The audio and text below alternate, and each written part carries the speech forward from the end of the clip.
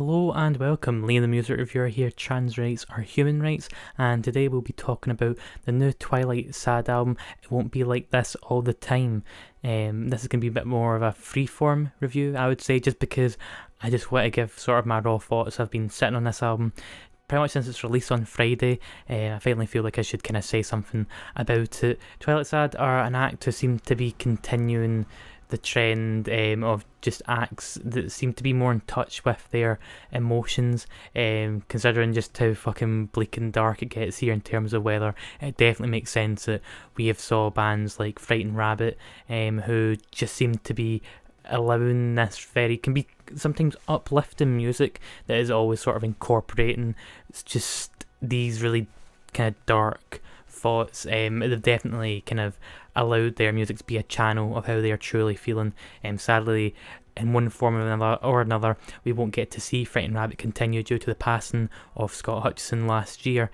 And I think this is something that has kind of deeply affected Twilight Sad, the topic of today's review. And while this album, as far as I'm aware, was recorded during the early months of 2018, so it preceded the passing of Scott Hutchison, I do think that given what happened, there's a new context to this record, especially when it comes to talking about losing your best friend and a lot of other grief-stricken songs, where you just, especially due to the fact that James, his singing has just improved tremendously.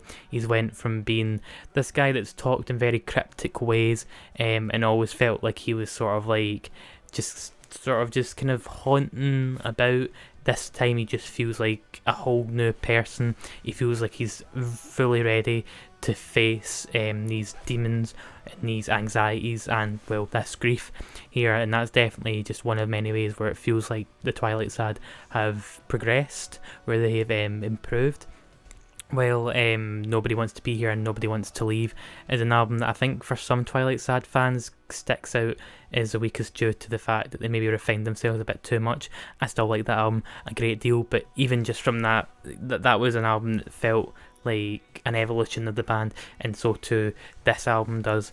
I think one big comparison you'll see a lot of people make when talking about this album will definitely be The Cure, because Robert Smith is a big fan of the Twilight Sad, and while I do totally agree with that, you just have to listen to a song like Videograms. It just takes in, it is just like pouring at the seams with this gothic rock tinge, and they work with it so well. This doesn't just feel like in nostalgia pandering or anything like that. It definitely sort of works well with the lyricism, which is definitely a lot more forward. It's a lot more blunt. Like I say, it isn't really as cryptic anymore, but I think that works so much better for the band. In a way, it makes our stuff a bit more accessible, but the surrounding simscapes doesn't make it feel like there isn't any sort of kind of apprehension to be had about what you're going to listen to.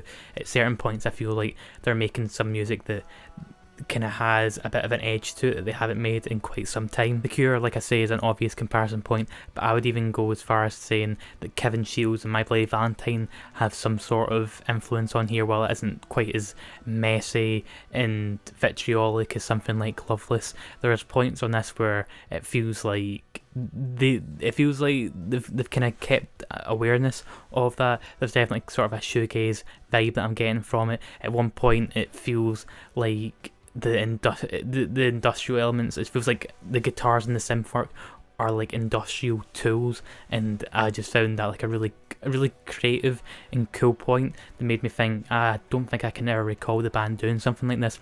I managing to work it so well. I feel like it's so easy to try and kind of copy what My Bloody Valentine did, but to do it in a way where you're influenced and not letting it override you and letting it tear away at what you're trying to create is really quite something. 10 Good Reasons for Modern Drugs, I believe, is the opener. Again, this is pretty freeform, so if I end up misremembering any of the title names, then you'll just have to excuse me. But what an opener that is. Just like I say, the vocals have improved tremendously here. And like when James is finally going, like saying how I'll call you all night in the most Scottish accent you'll probably ever hear. It's just dripping, just with national pride there. You just feel like he's a much more confident person that's ready to face whatever demons that you might have. And yeah, just lyrically I found it quite difficult at points, sometimes put a lump in my throat, especially when it came to talking about just his anxieties, how he's constantly in this state of just worrying what's going to go wrong.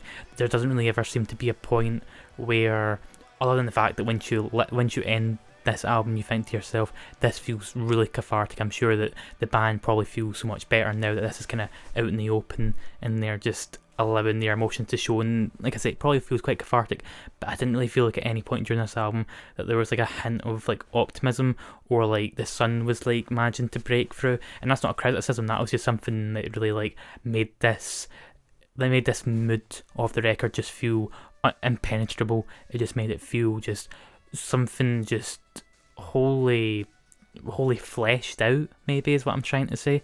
This is easily one of the strongest things that the band have ever put out, and I think for a lot of people maybe they won't feel that this is quite different to a lot of post-punk, but for me I do think that they're taking influences like The Cure, like a bit of Kevin Shields' influence. Again, I'm not going to try and say that it's a huge force that's driving them here, but I do think that comparison's pretty valid.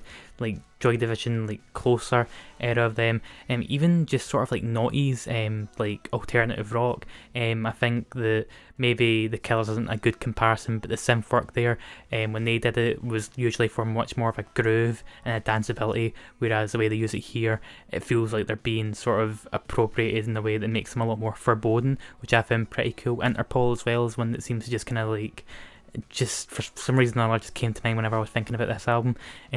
But in one way or another, this has became a wholly Twilight Sad record, one that feels like their own, and one that I feel like is gonna be sort of the one that helps them to break through. And I really hope that it does, because they've been grinding away for so long, and they've obviously impressed me, and they've impressed quite a lot of others as well. And I'm just hoping this is the one that just eventually, like, can you get with some acts where it's just like it's album 5 or 6 or whatever that eventually makes them sort of just break into the main fray.